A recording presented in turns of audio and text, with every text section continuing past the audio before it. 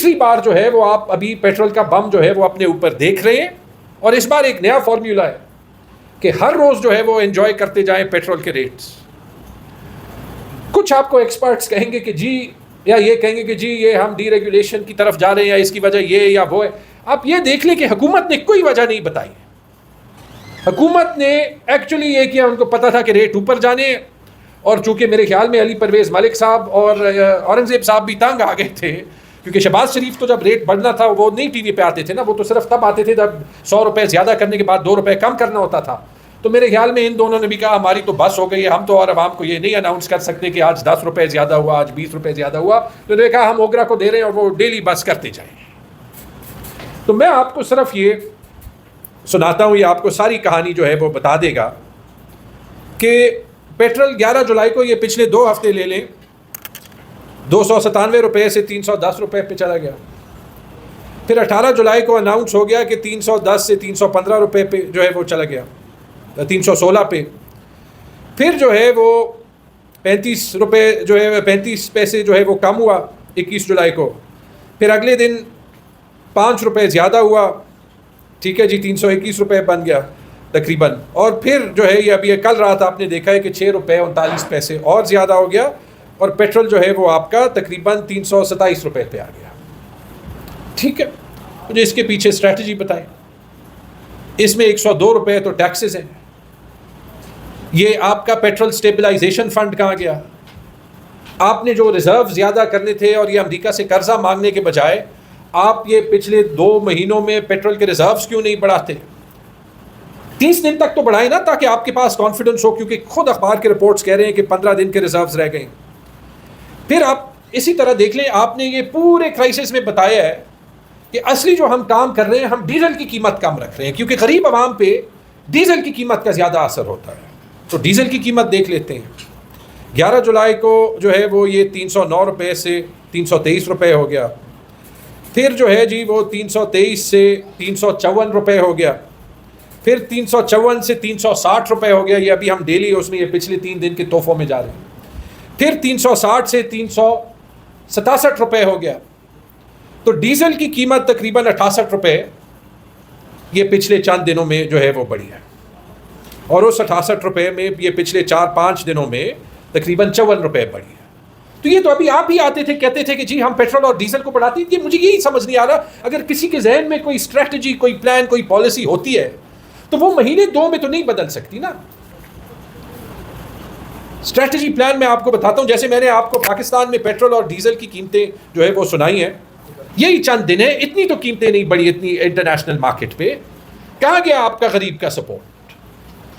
कहां गया वो पेट्रोल स्टेबलाइजेशन फंड? देखिए ये कब तक होगा? और ये मुल्क ऐसे नहीं चल सकता कि आप हर रोज हर हफ्ते गरीब आवाम को, मिडिल क्लास को कहें कि आप कुर्बानियां दें और हम गल्फ स्ट्रीम जेट लेंगे, हम मर्सिडीज गाड़ियां लेंगे, हम लैंड क्रूजर्स लेंगे, हम अपनी तनख्वाहें बढ़ाएंगे, हम पार्लियामेंट की तनख्वाहें बढ़ाएंगे, हम president house, prime minister house के अखराजात बढ़ाएंगे। जी आप अवाम है, आप कुर्बानी दें। हालात बड़े बुरे हैं। हालात इतने बुरे हैं कि कल स्टोरी ट्रिब्यून में आई है कि बजट में एक अलाउंस छुपाई है और उसका कोई अजीब नाम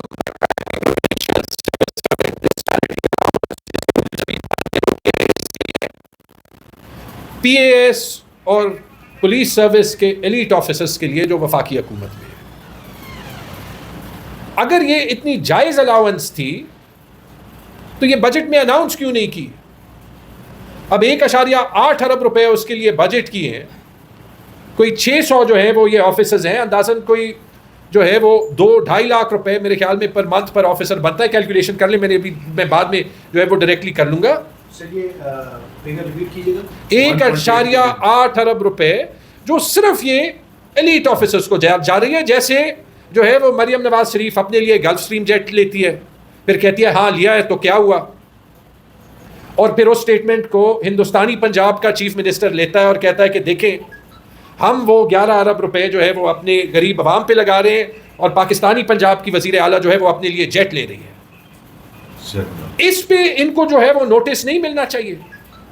इनके मरात, प्राइम मिनिस्टर हाउस के मरात, पार्लियामेंट के मराद, सेनेट चेयरमैन के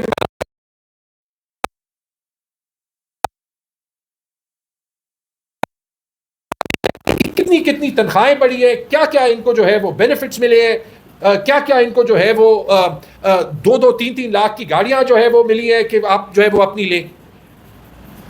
आप कब तक जो है वो ये अस्यूम करेंगे कि ये मुल्क की नाइंसाफी के खिलाफ जो है वो नहीं उठेगा सिर्फ क्योंकि आप डंडा चला रहे हैं? जब वहां पे फिर स्टोरीज आती हैं कि आपका सुथरा पंजाब है या पत्नी क्या है, उसमें लोगों को तनख्वाहें नहीं मिलती, वो फिर अपने आप को पेट्रोल अपने ऊपर डालते हैं, अपने आप को जलाते हैं। ये एक चिंगारी हम सिर्फ वेट कर रहे हैं कि कहां ना कहां जो है वो ये जलेगी, और ये ना पीटीआई के कंट्रोल में होगी, ना टीटीएपी के कंट्रोल में होगी, ना हुकूमत के कंट्रोल में होगी, ना किसी जो है वो यहां मुल्क के अंदर फोर्स के कंट्रोल में होगी। इसलिए हम कहते हैं ये निज़ाम, इसका वक्त जो है वो ख़त्म हो चुका है। सिर्फ ये बातें नहीं है, मैं ज़्यादा टाइम जो है वो नहीं देना चाहता। जब आपके पास ना कॉम्पिटेंसी हो, ना आपके पास सलाहियत हो, ना आपके पास नीयत हो, और ना आपके पास मैंडेट हो, आप जी IMF के कहने पे कहते हैं हम गंदम का निज़ाम डीरेगुलेट कर रहे हैं, रिफॉर्म कर रहे हैं। आज देख लें जिन कंपनियों को दिया गंदम की खरीदारी,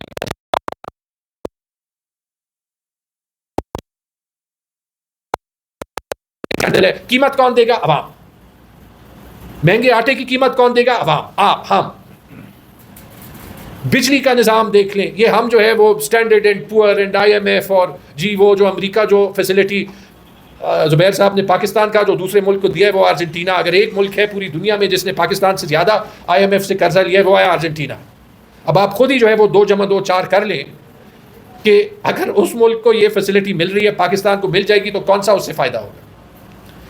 तो आप अभी ये देख लें कि ये मुल्क कितनी बुरी तरह मिसमैनेज हो रहा है। ये इस पे सेनेटर मुश्ताक साहब भी जो है वो ज़रूर मेरी बात को एंडोर्स करेंगे।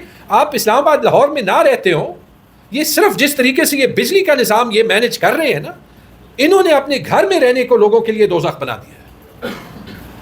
जहां पे 8 घंटे की लोड शेडिंग होती है, जब मौका मिलता है 16 घंटे, जब मौका मिलता है 24 घंटे। उस दिन मेरे गांव में 36 घंटे बिजली नहीं थी। वो कहते हैं 8 घंटे लोड शेडिंग होनी है। फिर अफसरों को फ़ोन करो कि यार ये ऐसे तो नहीं हो सकता, ज़्यादा जो है वो सख्त बात भी ना करोगे, फिर वो नाराज़ ना हो जाए। हल नहीं निकाला, मिनिस्टर सेक्रेटरी को जो है तमग़े पत्नी इम्तियाज़ और तमग़े जुर्रत जो है वो देती है।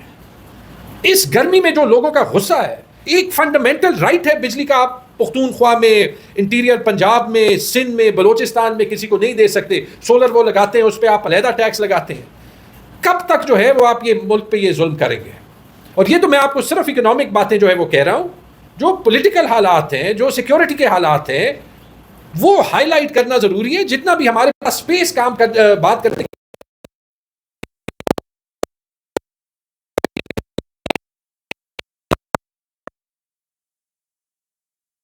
वो इससे बड़ी नाकामी है सब। बहुत